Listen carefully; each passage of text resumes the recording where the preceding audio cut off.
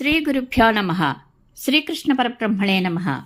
శ్రీమద్ భాగవత మహాపురాణమునందలి దశమస్కంధములోని పూర్వార్ధమునందు 28వ అధ్యాయము ప్రారంభము. శ్రీశుకుడు వచించెను. ఏకాదశ్యాం నిరాహారః సమభ్యర్చ్య జనార్దనం స్నాతుం నందస్తు కాళింద్యాః ద్వాదశ్యాం జలమావిశత్.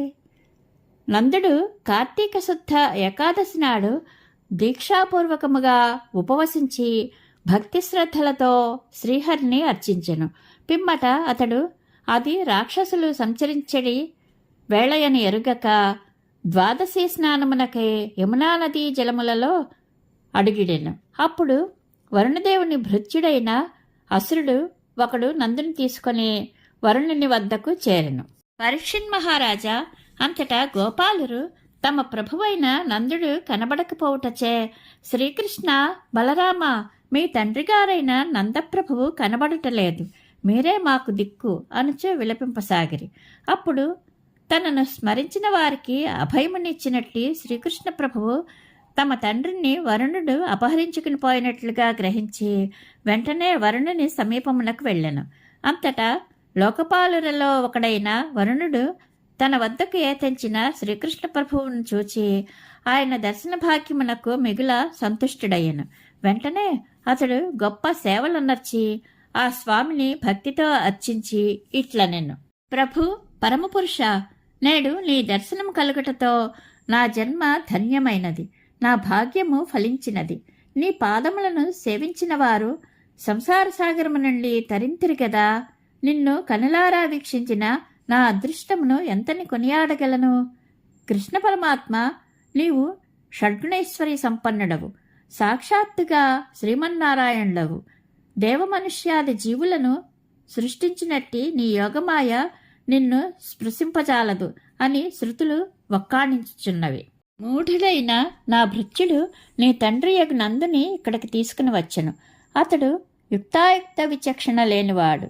సకలలోక పూజ్యుడవైన నీవు అజ్ఞానముచే అతడనర్చిన అపరాధమును మన్నింపము. శ్రీకృష్ణ, నీ పితృభక్తి అనన్యమైనది. నీవు సర్వజ్ఞుడవు, సర్వసాక్షివి. నిగ్రహానుగ్రహ సమర్థుడవైన నీవు ఈ నా అపరాధమును మన్నించి నన్ను అనుగ్రహింపము. గోవింద, పూజ్యుడైన నీ తండ్రిని తీసుకుని పొమ్ము. స్వామి, నా భృత్యుడనర్చిన అపరాధ కారణముగా దుర్లభమైన నీ దర్శనము నాకు ప్రాప్తించినది. ఇది నా పురాకృత సుకృత ఫలము. శ్రీశుకుడు ఇట్లు చెప్పెను. పరీక్షిన్ మహారాజా, వరుణుడు ఇట్లు వేడుకొనిన పిదప కృష్ణ భగవానుడు అతని ఎడ ప్రసన్నుడయ్యను. ఆ సర్వేశ్వరుడు తన తండ్రిని తీసుకుని బృందావనమునకు చేరగా బంధుమిత్రులు ఎల్లరూ పరమానంద భరితులైరి. లోకపాలుడైన వరుణుని యొక్క ఐశ్వర్యమునకును శ్రీకృష్ణునిపై అచటివారు చూపిన వినమ్ర భావమునకును నందుడు మిగుల ఆశ్చర్యమునకు లోనయ్యను. ఆయా విశేషములను నందగోపుడు తన ఆత్మీయులకు వివరించెను. పరీక్షిన్ మహారాజా, అంతటా నందుని అనుయాయులైన ఆ గోపాలురు శ్రీకృష్ణుడు భగవంతుడే అని భావించి ఆ ప్రభువు యొక్క అతీంద్రియ రూపమును దర్శించుటకై కుతూహలపడసాగిరి. అయితే ఆ జగదీశ్వరుడు తన దివ్యధామమును మనకు చూపునా అని వారు తమ మనస్సులలో అనుకొనసాగిరి. అంతటా సర్వజ్ఞుడు సర్వసాక్షియు అయిన కృష్ణ భగవానుడు తమ వారి అభిప్రాయములను గమనించెను. పిమ్మట ఆ స్వామి వారి మనోరథములను ఈడేర్చుటకై కనికరముతో స్వయముగా ఇట్లు తలపోసెను.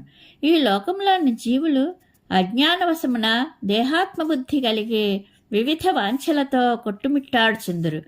వాటిని పొందుటకై వారు నానా విధములైన కర్మలను ఆచరించుచుందురు. వాటి ఫలస్వరూపముగా దేవ, మనుష్య, పశుపక్షాది జన్మలలో పరిభ్రమించుచుందురు. అందువలన వారు తమ ఆత్మస్వరూపమును ఎరుగరు.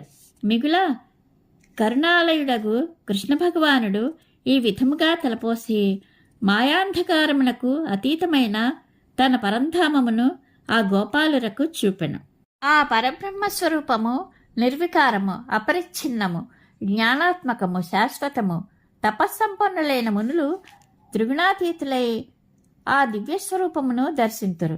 పూర్వము అక్రూరుడు బ్రహ్మరథములో మునిగి ఆ పరబ్రహ్మ స్వరూపమును దర్శించి ఉండెను.